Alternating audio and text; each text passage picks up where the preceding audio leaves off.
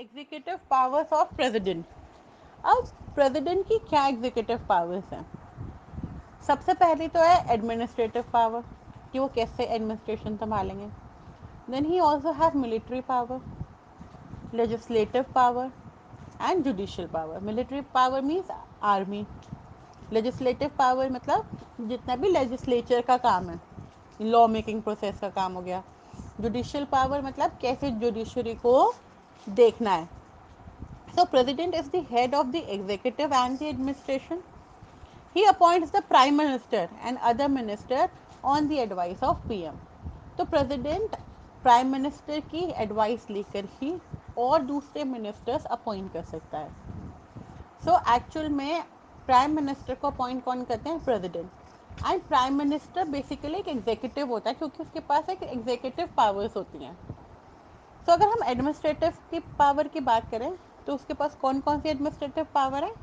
Execution of laws, administration of department of government.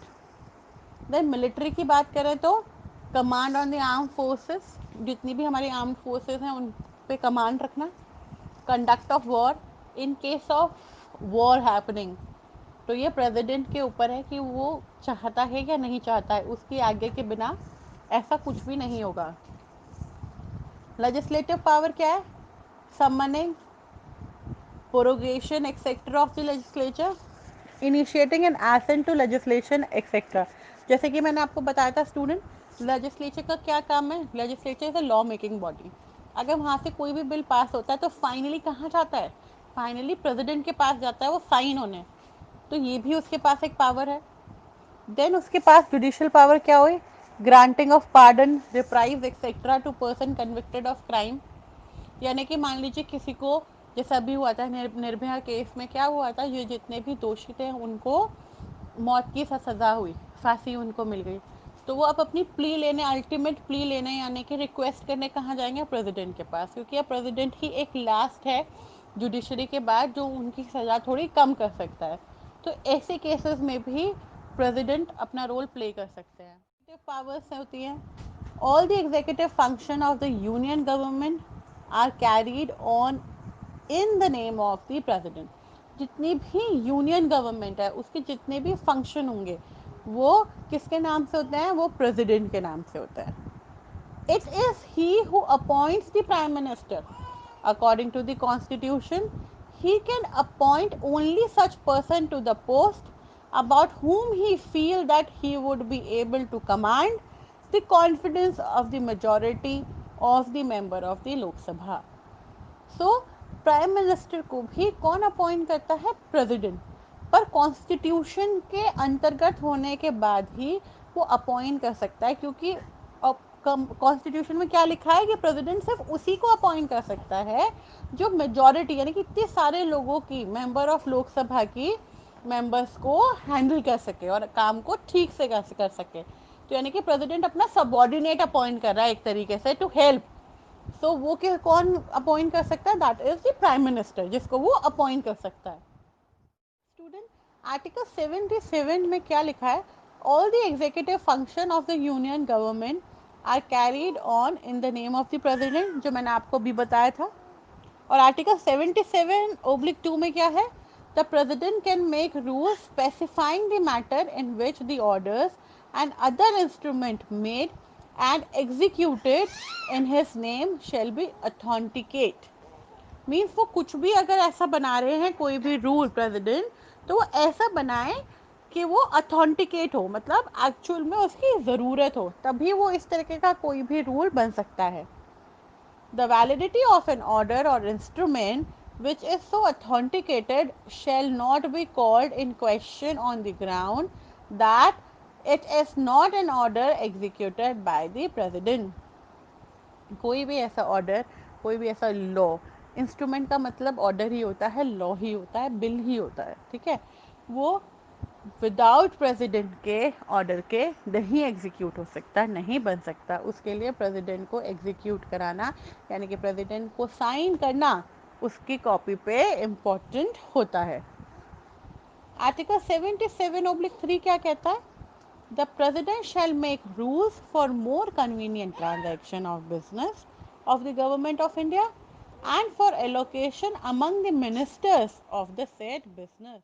78A can seek from the Prime Minister information related to the administration of affairs of and proposal for legislation.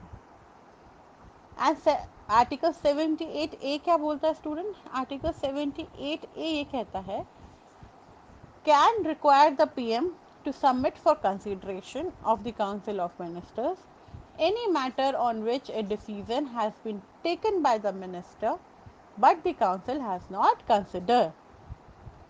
Then Article 338 can appoint a commission to investigate into the condition of SCs, STs and other backward classes.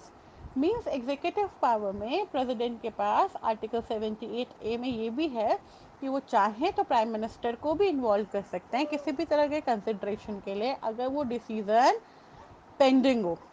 और article 338 में वो बोलते हैं कि वो कोई भी commission appoint कर सकते हैं इन्वेस्टिगेशन के लिए अगर कंडीशन SC ST की है या कोई भी बैकवर्ड क्लास से रिलेटेड है तो। एंड एट लास्ट अगर एग्जीक्यूटिव पावर्स की बात करें तो he can appoint an interstate council to promote centre state and interstate cooperation means आपस में एक काउंसिल बना सकते हैं ताकि सेंटर और स्टेट के बीच का तालमेल बना रहे।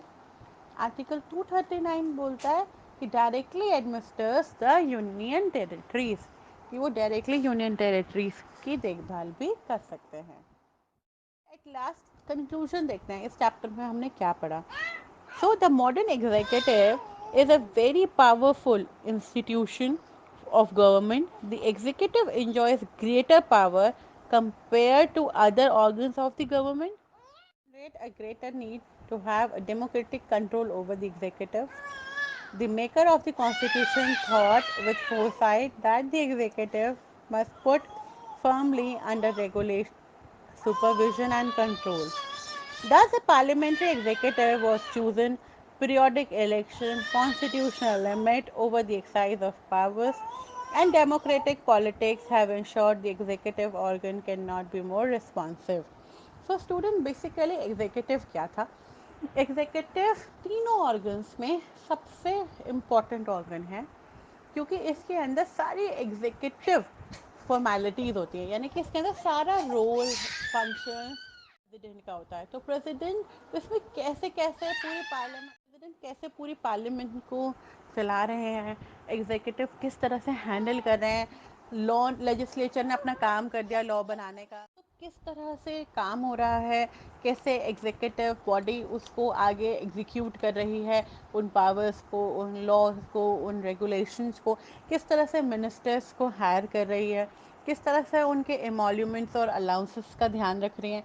तो ये सारी चीज़ें कौन हैंडल करता है? ये सारी चीज़ें एग्जीक्यूटिव हैंडल करता है। दैट्स वाई जो एग्जीक्यूटिव है ये सबसे इम्पॉर्टेंट ऑर्गन है कॉन्स्टिट्यूशन का।